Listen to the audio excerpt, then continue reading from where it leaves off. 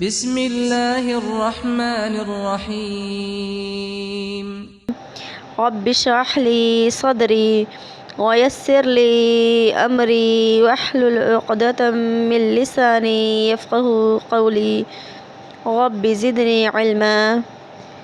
اللہ رب العزت کے پاک اور بابرکت نام سے سورہ بقرہ کی آج کی آیت میں ہم انسانوں کے دوسرے گروہ کا ذکر پڑھ رہے ہیں، کفار کا، جنہوں نے حق کو جاننے کے بعد حق کو ماننے سے انکار کر دیا۔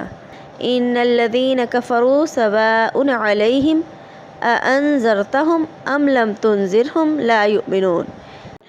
بے شک جن لوگوں نے انکار کیا، جن لوگوں نے کفر کیا، ان کے لیے برابر ہے آپ انہیں ڈرائیں یا نہ ڈرائیں، وہ ایمان لانے والے نہیں ہیں۔ پیچھے ہم نے سورہ بقرہ میں انسانیت کے 3 گروہوں کا ذکر پڑا۔ 3 گروہ، سب سے پہلا گروہ انعام یافتہ لوگوں کا، صراط الذین انعمت علیہم، اللہ سے وہ راستہ مانگنے کی دعا کی تھی کہ جن راستے پر اللہ نے ان لوگوں کو چلایا جن پہ اللہ نے انعام کیا تھا۔ اور دوسرا گروہ غیر المغضوب، ان لوگوں کا راستہ نہیں جن پر اللہ کا غضب ہوا۔ تو پہلا گروہ رب کے فرما بردار، متقی، پرہیزگار لوگوں کا گروہ تھا، جس کے بارے میں ہم نے سورۃ بقرہ کی آیت نمبر 1 سے 5 تک پڑھا۔ ان کی کوالٹیز ڈیٹیل سے ہم نے پڑھی۔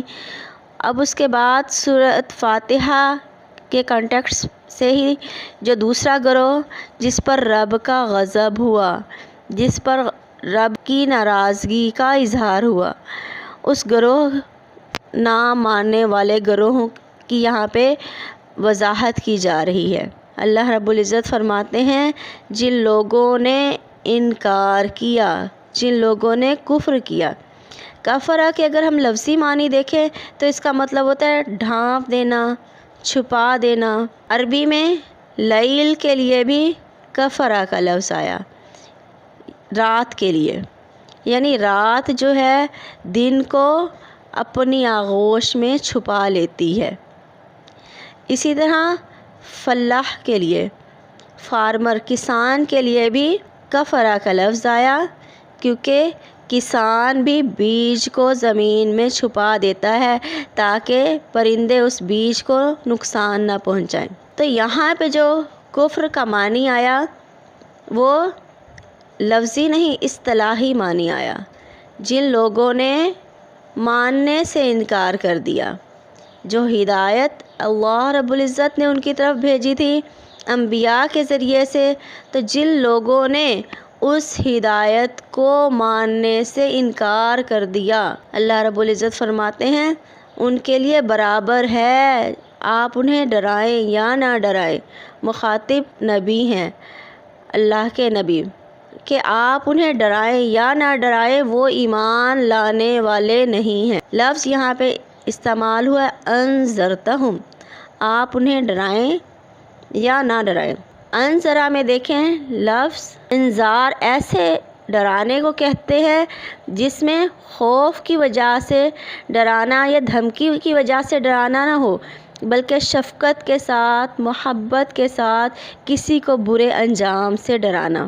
اللہ کے نبی صلی اللہ علیہ وسلم کا ایک نام نذیر بیان کیا گیا، یعنی وہ نبی لوگوں کو محبت کے ساتھ ان کے برے انجام سے ڈراتا ہے، رب کی نافرمانی کے نتیجے میں رب کے عذاب سے ڈراتا ہے۔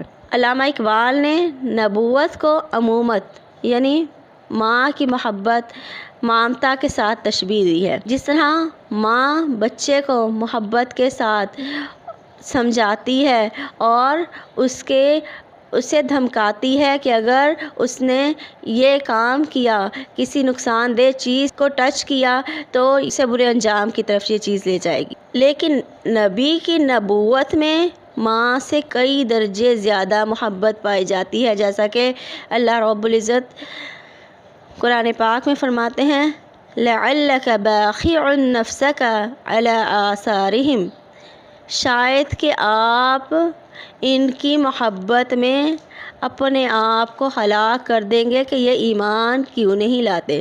تو یہ نبی کی محبت ہے۔